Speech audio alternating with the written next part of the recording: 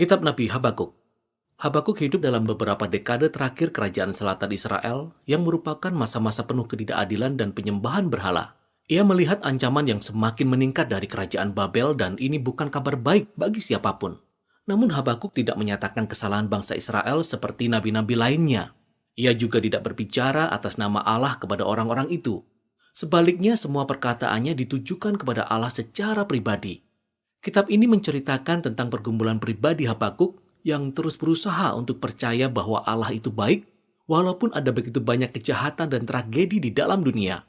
Jadi perkataan Habakuk sebenarnya merupakan puisi ratapan yang sangat mirip dengan ratapan yang kita lihat dalam kitab Mazmur. Sang penyair menyampaikan keluhannya agar Allah memperhatikan penderitaan atau ketidakadilan dalam dunia, lalu menuntut agar Allah melakukan sesuatu. Dan dengan mengenali bentuk dari ratapan ini, kita bisa menemukan kunci untuk memahami susunan dan pesan dari kitab yang singkat ini.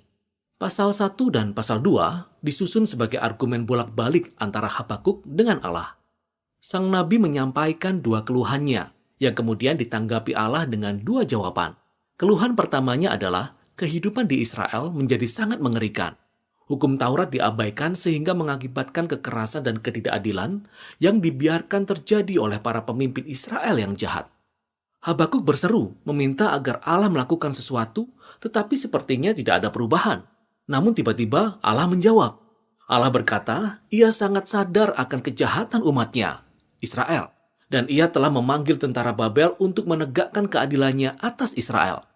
Sama seperti pesan Nabi Mika dan Yesaya, Allah berkata, ia akan memakai kerajaan yang menakutkan ini untuk menghabisi Israel karena ketidakadilan dan kejahatan mereka.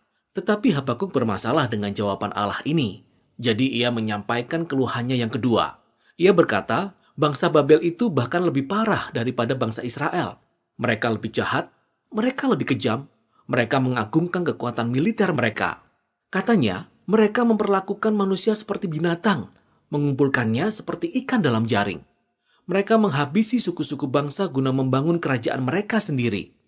Lalu Habakuk berkata, bagaimana mungkin engkau, Allah yang baik dan kudus, memakai bangsa-bangsa yang jahat sebagai alatmu dalam sejarah? Habakuk menuntut penjelasan.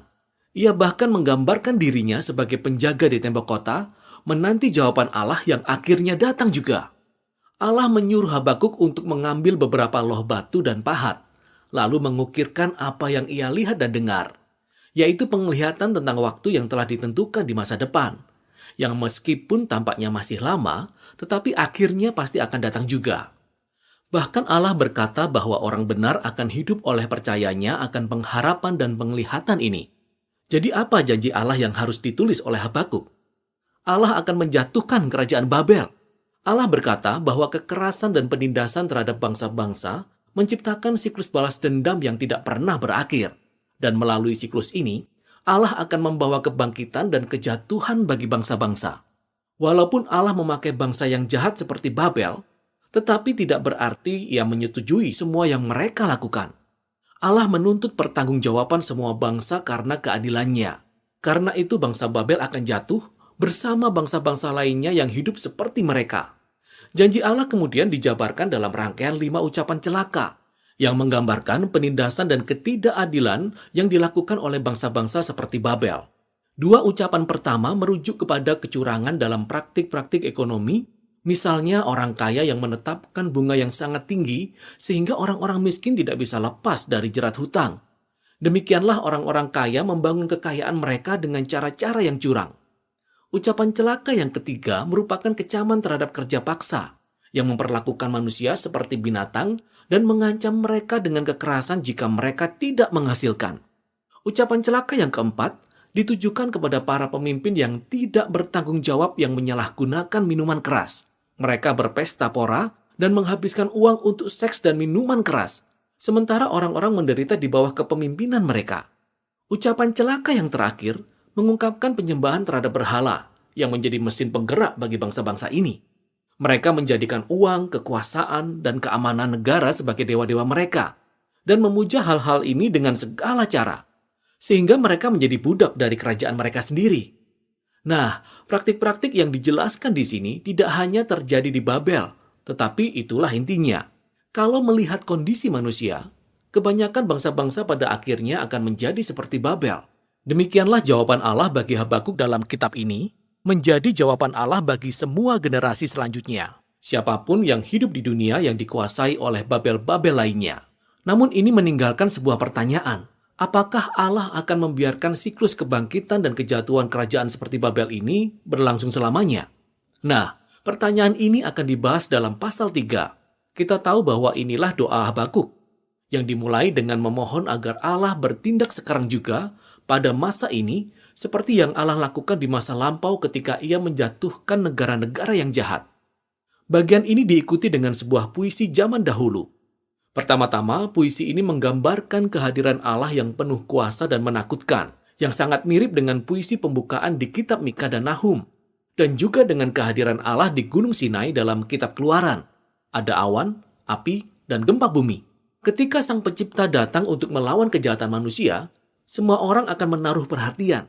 Habakuk kemudian menggambarkan kalahnya kejahatan di masa yang akan datang seperti kisah Keluaran di masa depan, di mana Allah akan datang sebagai seorang pahlawan dan membelah lautan saat ia berperang melawan Firaun.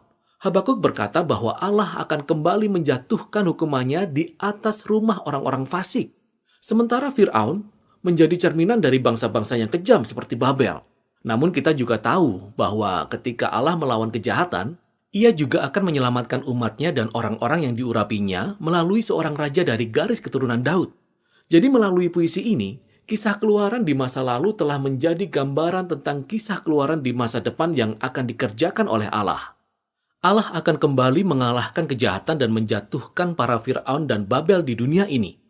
Ia akan menyatakan keadilan bagi semua orang dan menyelamatkan orang-orang yang tertindas dan tak bersalah. Oleh karena pengharapan inilah, Habakuk dapat menutup kitab ini dengan puji-pujian yang penuh pengharapan. Sekalipun dunia runtuh karena kelaparan, kekeringan, peperangan, atau apapun juga, ia akan tetap percaya dan bersuka cita karena janji-janji Allah. Di penghujung kitab ini, Habakuk menjadi teladan yang luar biasa tentang bagaimana orang benar akan hidup oleh percayanya.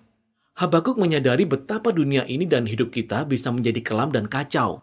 Namun ia mengajak kita untuk menempuh perjalanan iman, percaya bahwa Allah sangat mengasihi dunia ini, dan suatu hari ia akan mengalahkan kejahatan dalam dunia ini. Demikianlah inti dari kitab Habakuk.